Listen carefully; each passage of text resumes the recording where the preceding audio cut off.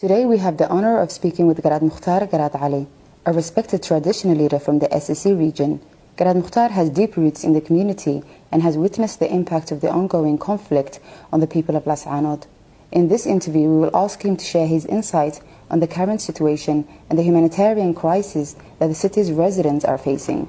Hello, Garad Mukhtar. How are you? Hi, Tusmo. Alhamdulillah. How are you? Welcome to my residency. Glad that you made it out of your busy schedule. Thank you. Thank you very much. Can you provide us with an overview of the current situation in Las Anod? The current situation in Las Anod is just a city that has been bombarded since February 6th. And even though the level of damage and the number of casualties may be different on a daily basis, one thing is consistent. Consistently, we did not miss an attack each and every single day since February 6th. Even as of late as today, we had a number of weapons that have been fired on us. I'm not sure exactly the extensive damage that has been caused. Yesterday we had a few people that have been injured, and I think there were some people who lost their lives as well. So we're in a war zone, basically. Okay. Can you estimate the number of casualties since Somaliland attacked the city? Since the February 6th, the number of deaths toll, as of my last knowledge, were more than 180 people. The number of injuries or wounded were more than 1,180, and not including last few days since I was out trip, but the number is scattering. Okay. And in your opinion, what are the underlying causes of this conflict? The right to freedom, basically. These people feel that they are free to have self-determination, free to choose who they are and what their identity is, and they are not getting that. And the Somaliland administration on the other side is saying, no, you are what we determine you to be. And that's basically the bottom line. And that's the basis of this conflict that's been happening, where the Somaliland administration is trying to oppress and pressure and by force to make these people be what they want them to be, to give them to determine their future. And the people are saying basically locally, enough is enough, we are who we are, and we have to take this land and our identity to be who we are.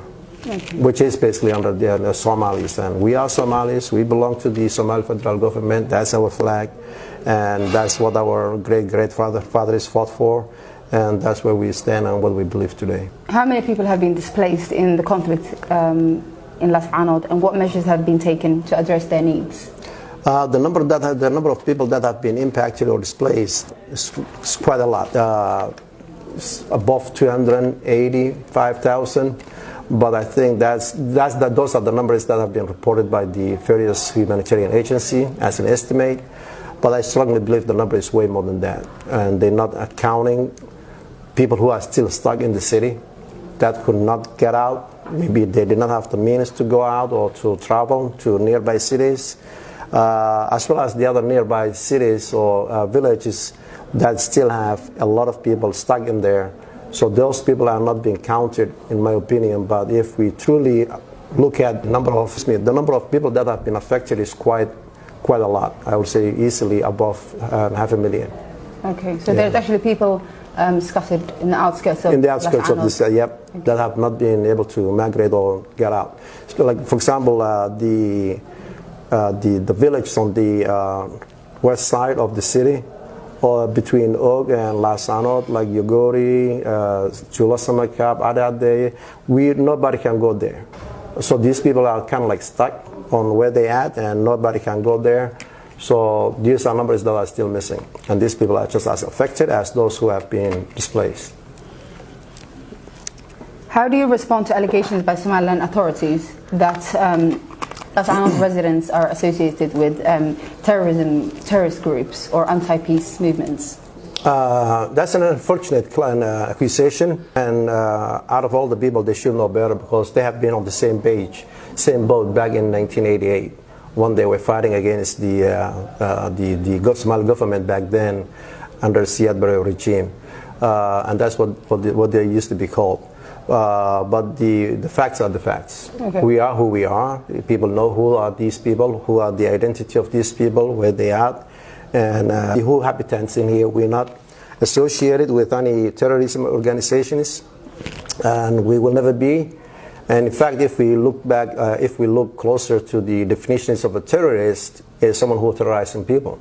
And just by looking at the actions happening in this region, in this city, there's only one who is doing that action. The action is of terrorism, and that is the Somaliland regime. Attacking these people, causing them to flee, displacing them, basically using a heavy military weapons to attack them. So that shows you basically the level of hatred that they have, and how deep this goes, and that basically they will do anything to destroy these people. So if we look at the actions of a terrorism, we just have to look at who's doing it. Okay. He tried to label this community as terrorist, like you just said. Right. Do you think he was looking for an excuse to continue shelling the city and cause as much damage as possible? Absolutely, and that's basically that was his intention, which is to get international support, because the international communities opposed this firing and shellings on civilians. So for him to get support, that basically was his narrative to use. But unfortunately, the international communities and everyone else around the world and locally can basically see the facts and on their own, and they can make their own decisions, and just let's not go by what someone said. Okay. What are your expectations for the community of Las Anod in the future? What does it look like? It's in a war zone at the moment, but we strongly believe that one day these people will get the freedom that they're looking for, that they will be part of Somalia and be free on their own and have their own self-determinations. We strongly believe that, and hopefully that will be sooner than later. Thank you, Tusma. Welcome to Las Anod, and hope you will get a better experience next time. You'll have a straight flight from UK to Las Anod, hopefully. Thank you. Yeah, thank you so much.